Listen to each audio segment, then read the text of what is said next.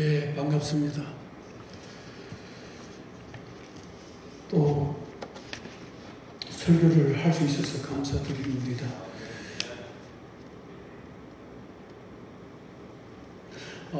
여러분들은 여러분들의 친할머님이나 외할머님이나 성함을 기억하고 있습니까? 우리가 보통 보면은 아버님, 어머님의 이름, 성함은 기억해도 할아버지, 할머니의 이름은 잘 기억하기가 힘듭니다. 저는 어릴 때 너무너무 좋아했던 할머님이 있습니다. 그분은 저희 친할머님도 아니고 외할머님도 아닌 우리 큰집 할머님이었습니다. 큰아버님은 일찍 돌아가시고 큰 어머니께서 이제 딸 하나, 저에게는 누님이죠. 누님 하나를 데리고 시골에서 어렵게 가난하게 사셨습니다. 그리고 그 할머니 집하고 제가 살고 있는 것은 한 10리쯤 떨어졌습니다. 저는 저희 큰집 할머님이 초등학교 4학년 때 돌아가시는데 저는 4학년, 1학년, 초등학교 2학년, 3학년 이럴 때 늘 할머님이 보고 싶으면은 거리가 10리나 되는데 걸어서 할머니를 보러 갔습니다. 할머니를. 아주 먼 길이었습니다. 시골 오솔길, 우리 시골은 전부 가수원으로 가득 차 있습니다. 사과나무로 가득 차 있습니다. 그 가수원길을 건너서 할머니 집에 가면은 할머니가 얼마나 기뻐하시는지 모릅니다. 안아주고 머리를 쓰다듬어주고 손을 만져주고 또 걱정도 해주고 또 맛있는 과자도 주고 그러면 할머니 집에서 쉬다가 집에 옵니다. 어릴 때는 초등학교 4학년까지는 유일하게 저희 친구가 할머님이었습니다. 그런데 저는 그 할머님이 돌아가시고 난 뒤에 어떤 버릇이 생겼느냐 하면은 길 가다가 시골에서 저기서 할머님이 오시면은 그때는 주로 한복을 입었잖아요. 흰색 한복을 입고 할머님들이 그리 다녔습니다. 할머님이 오시면은 혹시나 우리 할머님인가 싶어서 기다립니다. 와서 보면은 아니면은 우리 할머님은 돌아가시구나. 정말 맞구나. 정말 돌아가셨네. 그런 것이 아직도 기억납니다. 제가 무엇을 말씀드리려고 하면 저희 큰 집의 할머님 이름은 모릅니다. 그런데 그 할머님이 저에게 있어서 어떠한 존재인지, 어떤 분이었는지, 어떻게 대해주었는지 그것은 알고 있습니다. 여러분, 하나님을 어떻게 믿습니까? 하나님의 이름을 믿습니까? 하나님이 어떠신 분이라는 것을 알고 믿습니까? 오늘 이 출애굽기 3장에는 하나님께서 모세에게 나는 하나님께서 어떠신 분인가를 말씀합니다. 하나님의 존재의 본질에 대해서 말씀합니다. 모세는 미디안 광야에서 40년 동안을 처갓집 살이를 하면서 양을 치면서 살았습니다. 하나님께서 모세를 서시기 위해서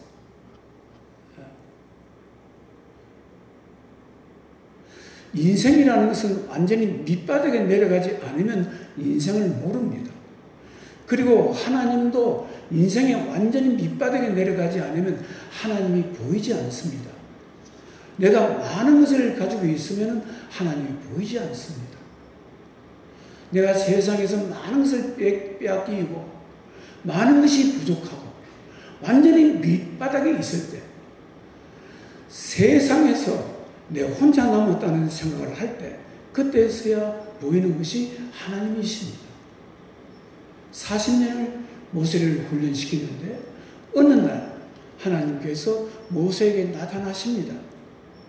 모세가 살고 있었던 곳은 미디안 강야 호렙산 밑에 있었습니다. 호렙산에서 양을 치러 가는데 떨기 나무에서 불이 붙어 있습니다. 불이 붙어 있는데 나무는 타지 않습니다. 너무나 놀라운 광경을 보고 나무 곁으로 가니까 하나님의 음성이 들립니다.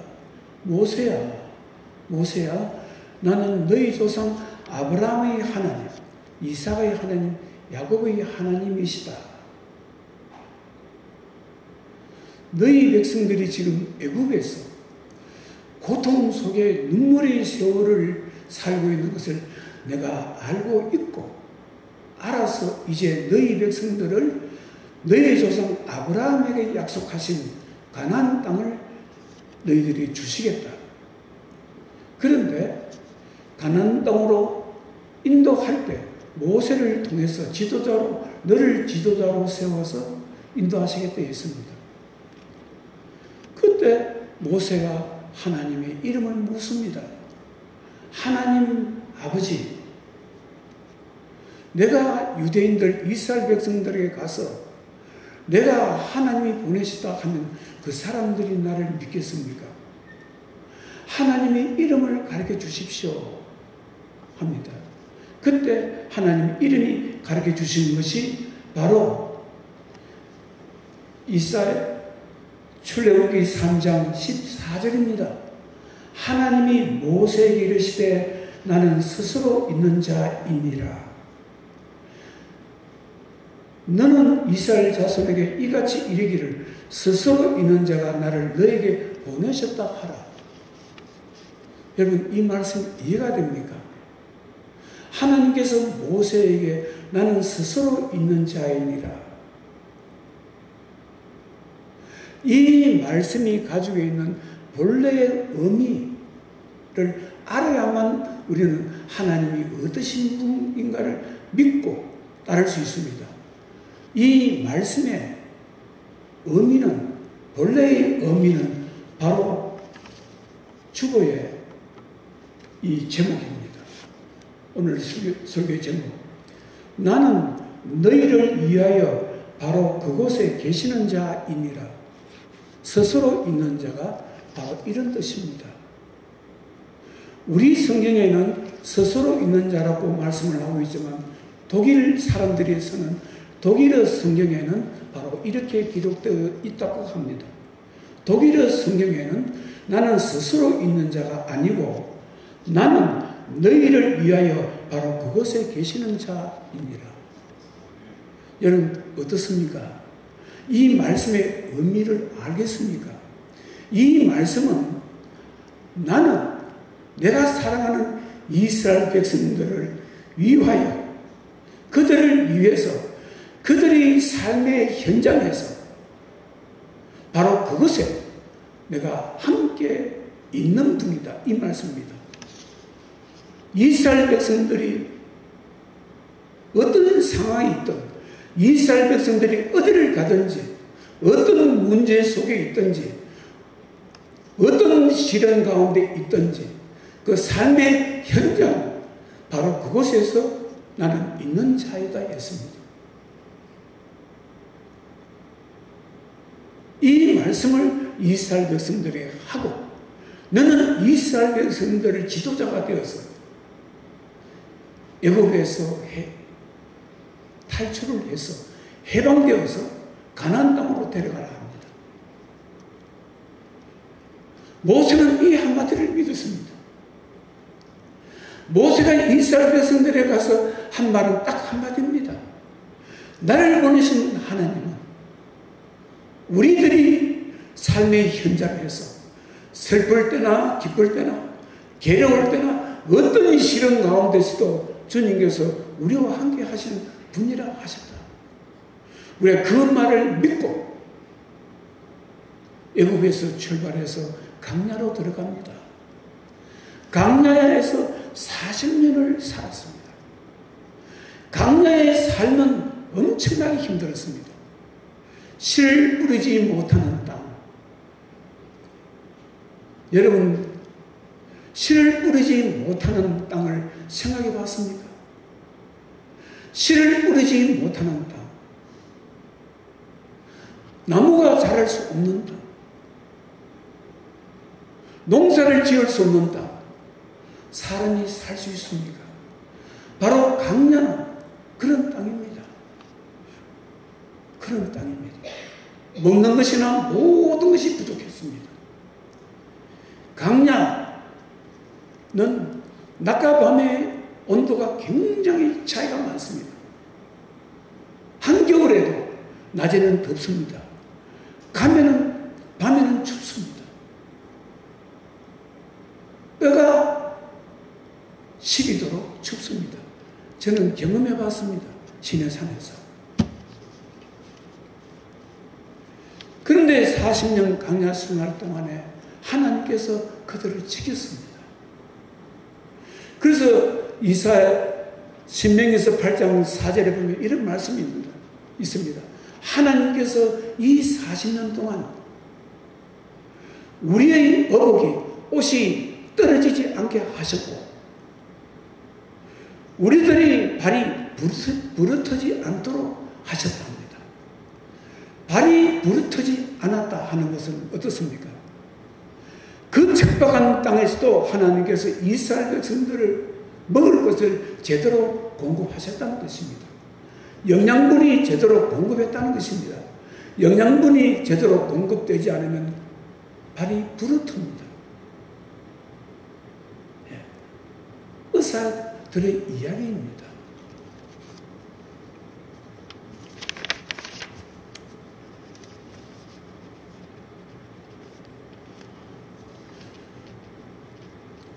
이스라엘 백성들이 강야 40년 끝나고 이제 가나안 땅에 들어갑니다. 가나안 땅에 이미 7 족속들이 살고 있습니다. 그 나라는 그냥 들어가서 살 수 있는 땅이 아니고 그 나라에 들어가서 그들과 싸워서 그들을 쫓아내고 그 땅을 차지해야 되는 땅입니다. 얼마나 무섭습니까?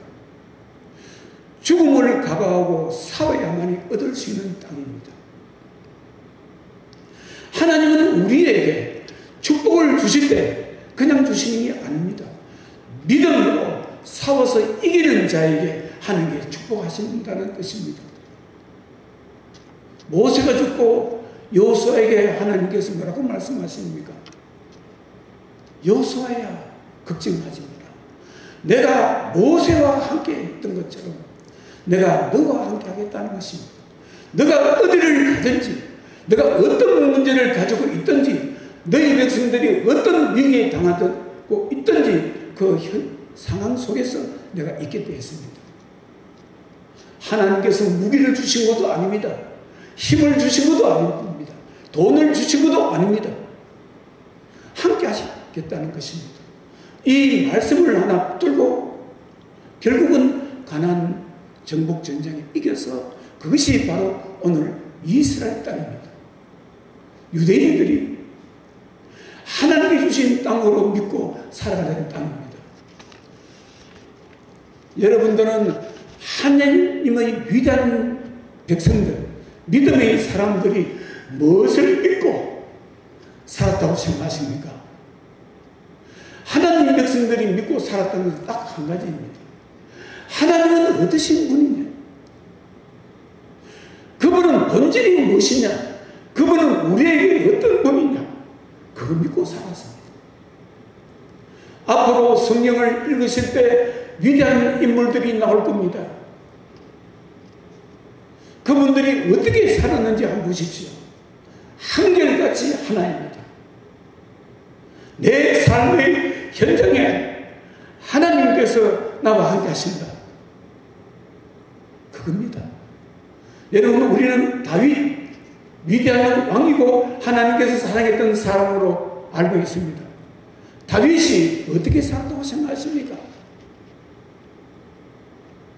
하나님께서 다윗에게 지혜를 주시고 하나님께서 함께 지켜서 다윗이 그 험한 세상을 성량에 살다 생각합니까? 아닙니다. 다윗은 자기의 믿음으로 하나님의 축복을 이루면서 살던 사람입니다. 그 믿음이 뭡니까? 바로 이겁니다. 하나님은 내가 있는 현장에, 내가 어떤 상황에 있든, 내가 죽음의 현장에 있다 할지라도 하나님께서는 나를 지키시는 분이다. 나를 위해서 있는 분이다. 그거 하나 믿었습니다. 어디서 알 수 있습니까? 사무엘상 17장에 보면은 다윗이 블레셋 장군 골리앗 장군과 싸움을 해서 이깁니다. 그 당시 다윗은 20살이 되지 않는, 한 번도 전쟁을 경험하지 못했고 한 번도 칼을 가지고 적과 싸워본 적이 없는 그냥 양을 치는 소년이었고, 늑대나 이런 짐승들이 오면 물배에 돌을 넣어서 그것을 쫓는 그런 평범한 목동이었습니다.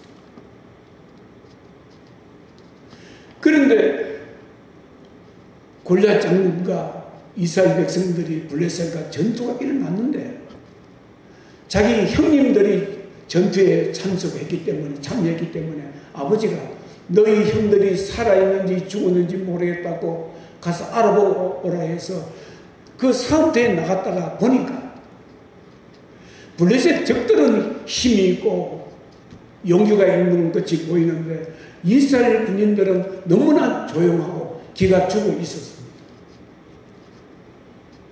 그때 이 다윗이 이스라엘 군대를 욕을 하는 블레셋 장군인 골리앗과 싸움하러 나갔습니다.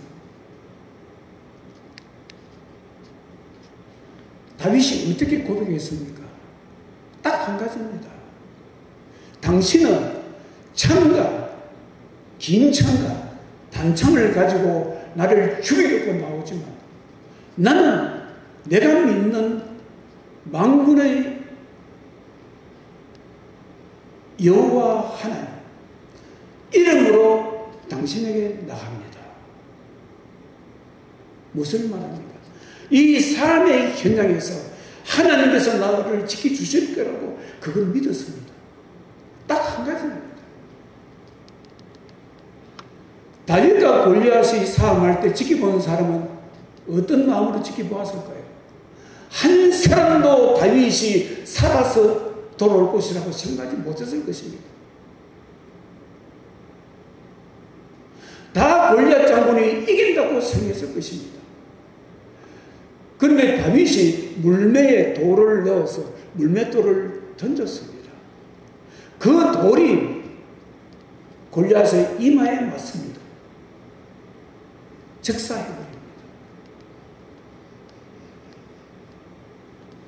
무엇을? 이것이 다윗의 믿음입니다. 다윗은 아무것도 가지고 가지 않았습니다. 그냥 믿음 하나인 것입니다. 내가 이 죽음의 현장에서 하나님께서 나와 함께 할 것이다. 그거 믿었습니다. 여러분, 성경의 위대한 다른 인물은 또 다윗과 다른 믿음을 가지고 살았을 것 같습니까? 우리 다니엘서에 보면 다니엘 선지자가 나옵니다.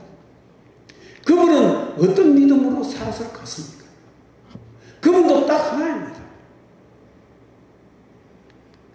하나님은 나를 위해서 내가 살아있는 이 삶의 현장에서 내가 숨쉬고 내가 세상에서 문제를 경험하고 당하는 그 현장에서 하나님께서 나에게 함께 하신다는 걸 믿었기 때문에 그 믿음이 다니엘을 다니엘로 만든 것입니다.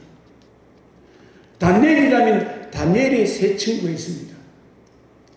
이 세 친구의 믿음은 우리가 어릴 때부터 들었습니다. 저도 교회에서.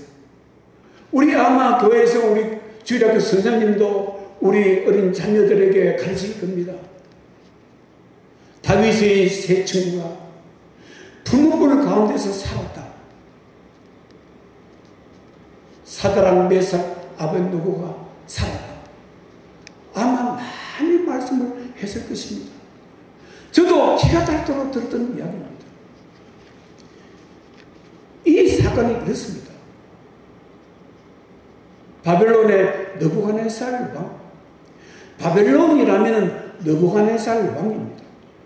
느부갓네살 왕이 바벨론입니다. 바벨론은요 86년 동안 이 땅에서 존재했습니다. 그런데 느부갓네살 왕이 43년간을 왕으로 했습니다. 이 느부갓네살 왕은요 신을 섬겼습니다.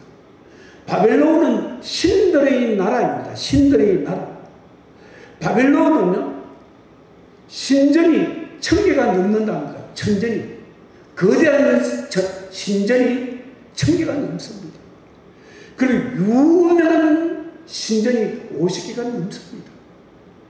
신을 섬깁니다. 느부갓네살이나 그 당시 사람은 자기들이 믿는 신이 자기들을 지켜준다고 생각했습니다. 그러니까 극성스럽게 목숨을 걸고 자기 신들을 믿었습니다. 느부갓네살 왕이 되고 난 뒤에 큰 신상을 만듭니다. 20m나 더 높은 신상. 예, 그들이 믿는 신은 마르둑입니다. 예. 그들에게는 절대의 신입니다. 생사화복을 주관하는 신이었습니다. 금신상을 만들어 놓고 바벨론에는 뛰어난 관료들, 전부 사람들 불러 모아놓고 거기에 절을 하라고 합니다. 낙성식 때. 그런데 다니엘의 세 친구가 참석을 했는데 절을 하지 않았습니다. 느부갓네살 왕이 너희들이 다시 절을 하게 되면은 용서해 주겠답니다. 기회를 주겠답니다. 만약 절을 하지 않으면 너희들은 풀무불, 새를 녹이는 풀무불 거기에 너희들을 넣어서 죽이겠다 했습니다. 다니엘 3장에 뭐라고 말합니까? 괜찮다 했습니다. 왕의 생각대로 하라 했습니다. 그러면서 그들은 어떻게 고백합니까? 우리가 믿는 하나님은 우리와 함께 하실 것이다. 죽음의 현장에도 그분이 우리를 살리시면 살리실 것이고, 그분이 계시면서도 우리를 살려주지 않으면 우리는 그 죽음을 받아들이게 되었습니다. 느부갓네살 왕이 얼마나 화가 나서 이렇게 말합니다. 저 불을 7배나 뜨겁게 해라 합니다. 7배. 여러분, 불이 너무 뜨거우면 어떻습니까? 불이 붉은 빛이 아닙니다. 불을요 뜨겁게 하면은 불은 흰빛입니다. 흰 색깔입니다. 그래서 독일의 성경에는 바로 7배로 불을 뜨겁게 하니까 그 불빛이 흰색이었다 그렇게 기록되었다 합니다. 던져 넣었습니다.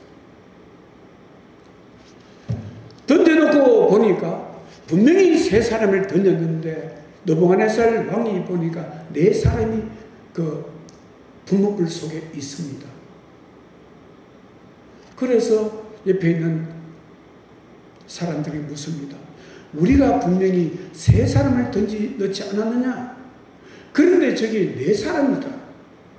그런데 4번째 있는 사람은 신들의 아들 같다. 신들의 아들 같다. 그들은 결박해서 묶어서 던져 넣었습니다.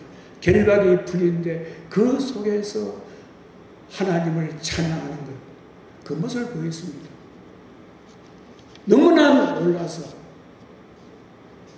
느부갓네살 왕이 뭐라고 말합니까? 사드락과 아벳느고, 메삭이 믿는 하나님을 찬양합니다 했습니다. 뭡니까? 다니엘의 세 친구도 믿었던 건 하나밖에 없습니다. 하나님께서 내 삶의 현장 그곳에 계시는 분이다. 그거 하나 믿었습니다.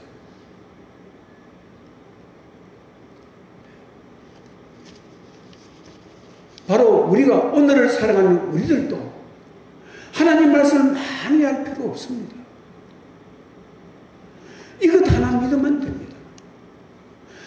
하나님은 내가 살고 있는 현재의 삶 속에서 내가 어떤 상황이 있다 하더라도 어떤 문제가 있더라도 그와 함께 계시는 분이라 그거 믿으면 됩니다.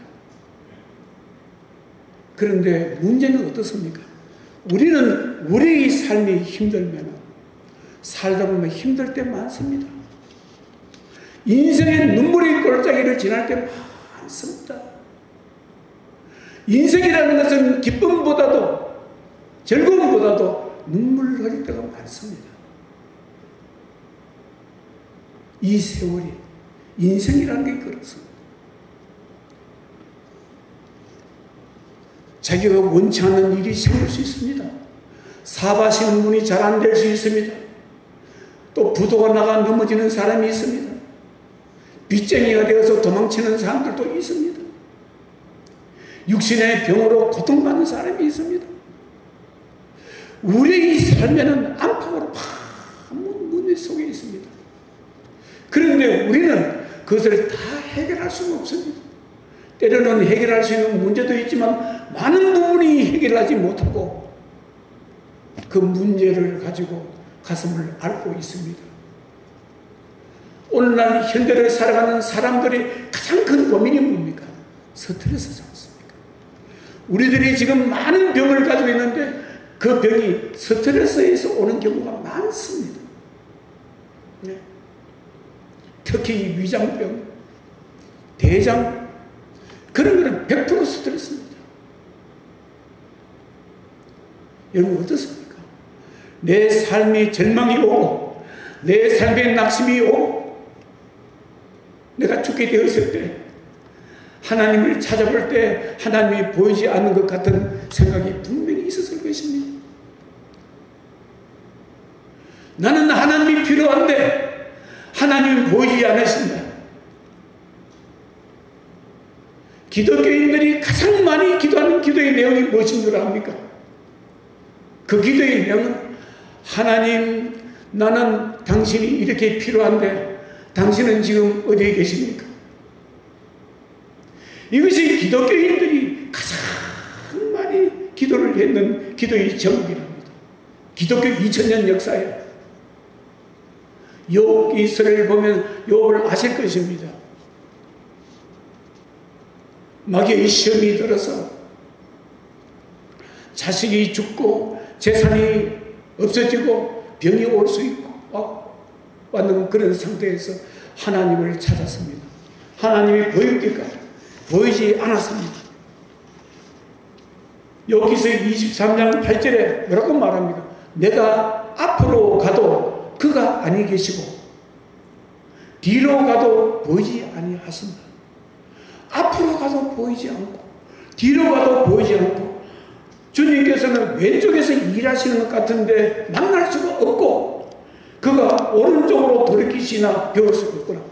분명히 하나님은 계신다 했는데 볼 수가 없다 했습니다. 그런데 결국은 하나님께 욥에게 나타나셔서 욥의 그 고난 가운데 욥을 구원해 주시죠. 여러분들은 무엇을 믿고 살아갑니까? 무엇을 믿어야 됩니까? 하나님 아버지, 내가 이 삶의 현장에서 이 눈물의 골짜기에서 어떤 상황, 어떤 문제가 있다 하더라도 하나님께서는 나와 함께 하신다. 그것을 믿고 살아가십니까? 그것을 믿지 못하면 사람은 한없이 약한 존재입니다. 사람은 어려운 일이 있으면 누가 밀지 않아도 그대로 넘어집니다. 그대로 주저앉습니다. 누가 밀어서 넘어가는 것이 아니라 자기 스스로가 넘어집니다. 자기 속에 있는 문제와 고통이 자기를 쓰러지게 하는 것입니다.